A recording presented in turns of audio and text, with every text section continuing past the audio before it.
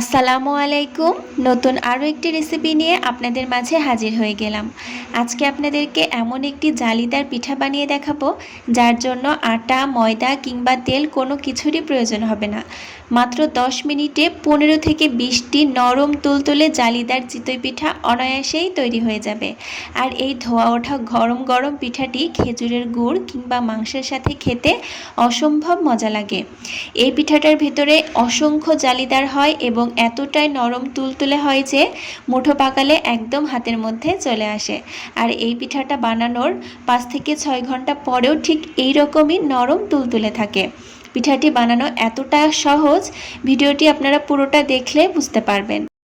আর এই জালিদার পিঠাটি এতটাই আকর্ষণীয় যে একটা পিঠা বানালে মনে হয় বারবার বানিয়েই যাই। আশা করি আমার আজকের এই সহজ রেসিপিটা আপনাদের কাছে ভালো লাগবে। যদি আমার আজকের এই রেসিপিটা আপনাদের কাছে ভালো লেগে থাকে অবশ্যই ভিডিওতে একটা লাইক দেওয়ার অনুরোধ রইল এবং চ্যানেলটিকে সাবস্ক্রাইব করে রাখবেন। তাহলে চলুন আর কথা না বাড়িয়ে মূল রেসিপিটা দেখে আসি। আজকের এই জালিদার চিতই পিঠাটা বানানোর জন্য আমি এখানে ব্যবহার করছি সুজি।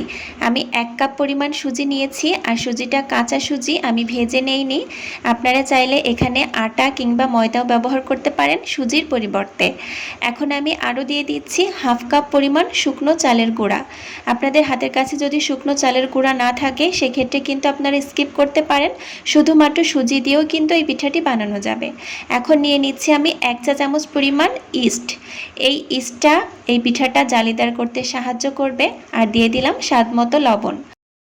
যেই কাপে মেপে আমি সুজি নিয়েছি সেই কাপেরই 1 কাপ পরিমাণ নিয়েছি কুসুম গরম পানি। দেখতে পাচ্ছেন একটা আঙুল ডুবালে কিছুক্ষণ সহ্য করা যাবে এরকম পানি নিতে হবে। আর পরিমাপটা একটু ঠিক রাখবেন, যেই কাপে মেপে সুজি নেবেন সেই কাপে মেপেই পানি নেওয়ার চেষ্টা করবেন, এতে করে পিঠার ব্যাটারটা একদম পারফেক্ট হয়। ওই একই কাপে মেপে আমি আরও 1 কাপ পানি দিয়ে দিয়েছি। মোট কথা 1 কাপ সুজি এবং 1/2 কাপ চালের গুঁড়ার জন্য আমি এখানে 2 কাপ পরিমাণ কুসুম গরম পানি ব্যবহার করেছি। সব কিছু ভালো করে মিশিয়ে নেওয়ার পর ঢাকনা দিয়ে ঢেকে এটাকে আমি 10 মিনিট রেস্টে রেখে দিব। 10 মিনিট পর ঢাকনাটা সরিয়ে নিয়েছি। দেখতে পাচ্ছেন এটা কিন্তু আগের থেকে বেশ পানিটা একটু শুষে নিয়েছে। এখন এই মিশ্রণটা আমি একটা ব্লেন্ডারের জাগে নিয়ে নিচ্ছি। আপনাদের কাছে যদি ব্লেন্ডার না থাকে সেক্ষেত্রে কোনো সমস্যা নেই, যে কোনো হ্যান্ড হুইস্ক দিয়েও কিন্তু আপনারা এই ব্যাটারটা খুব ভালো করে ফেটিয়ে নিতে পারেন। আমি মিনিট 2 ব্লেন্ডারে মিশ্রণটা ব্লেন্ড করে নিয়েছি। আর এখন ব্লেন্ডারের ঢাকনাটা সরিয়ে নিচ্ছি। এটা কিন্তু আগের থেকে বেশ একটু লিকুইডই হয়ে গিয়েছে। এই মিশ্রণটা এখন আমি একটা বাটিতে ঢেলে নিচ্ছি।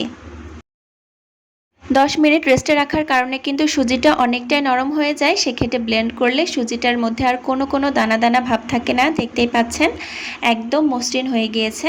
এই পর্যায়ে আমি দিয়ে দিচ্ছি 1 চা চামচ পরিমাণ বেকিং পাউডার। বেকিং সোডা ব্যবহার করিনি, কিন্তু বেকিং পাউডারটাই দিতে হবে। বেকিং পাউডারটা দেওয়ার পর হ্যান্ড হুইস্ক দিয়ে খুব ভালো করে ফেটিয়ে নিতে হবে যাতে এই ব্যাটারটার মধ্যে খুব সুন্দর বাবল ক্রিয়েট হয়। দেখতেই পাচ্ছেন আমি একটু সময় নিয়ে খুব ভালো করে হ্যান্ড হুইস্ক দিয়ে ব্যাটারটাকে ভালোভাবে ফেটিয়ে নিচ্ছি। আপনাদেরকে একটু ঘনত্বটা দেখিয়ে দিই। এই ব্যাটারটা কিন্তু খুব বেশি পাতলাও না আবার খুব বেশি ঘনও না।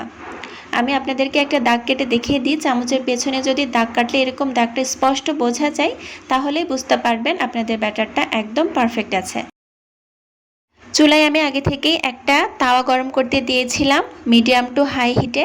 গরম তাওয়ার ওপরে আমি 1 চামচ পিঠার ব্যাটার দিয়ে দিলাম। এটার জন্য কিন্তু কোনো তেলের প্রয়োজন নেই, জাস্ট গরম তাওয়ার ওপরে পিঠার ব্যাটারটা দিয়ে দিলেই হবে।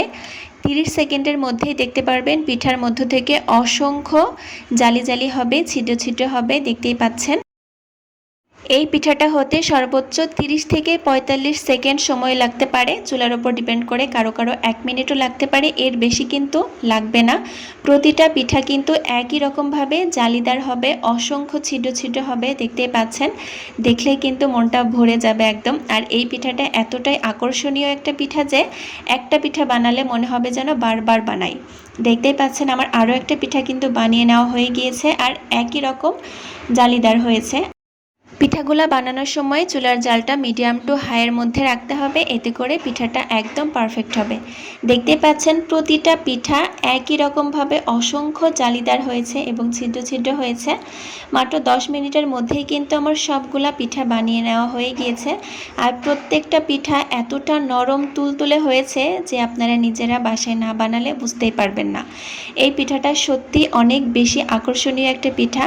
আমার তো মনে হচ্ছিল আমি বারবার এই পিঠাটাই শুধু বানাই। একটা পিঠা আপনাদেরকে একটু কাছ থেকে দেখিয়ে দিই। এতটাই জালিদার হয়েছে যে পিঠা ভেতর থেকে একদম ভেঙে যাচ্ছে, দেখতেই পাচ্ছেন। এই পিঠাটা গরম গরম আপনারা খেজুরের গুড় কিংবা মাংসের ঝোলের সাথে পরিবেশন করতে পারেন। সকাল বিকালের নাস্তা হিসেবে কিন্তু একদম জমে যাবে। আপনারা যদি চান এই পিঠাটা কিন্তু দুধেও ভেজাতে পারেন। পিঠাগুলা এতটাই সফট, বারবার মনে হয় যেন হাতের মধ্যে নিয়ে এই পিঠাগুলা শুধু দেখতেই থাকি। খাওয়ার থেকে মনে হয় এই পিঠাটা দেখতেই বেশি সুন্দর, আর খেতে তো কোনো কথাই নেই, অসাধারণ একটা স্বাদ। আপনারা অবশ্যই বাসায় একবার হলেও ট্রাই করবেন, আর আমাকে কমেন্টের মাধ্যমে কিন্তু আপনারা জানাতে পারেন।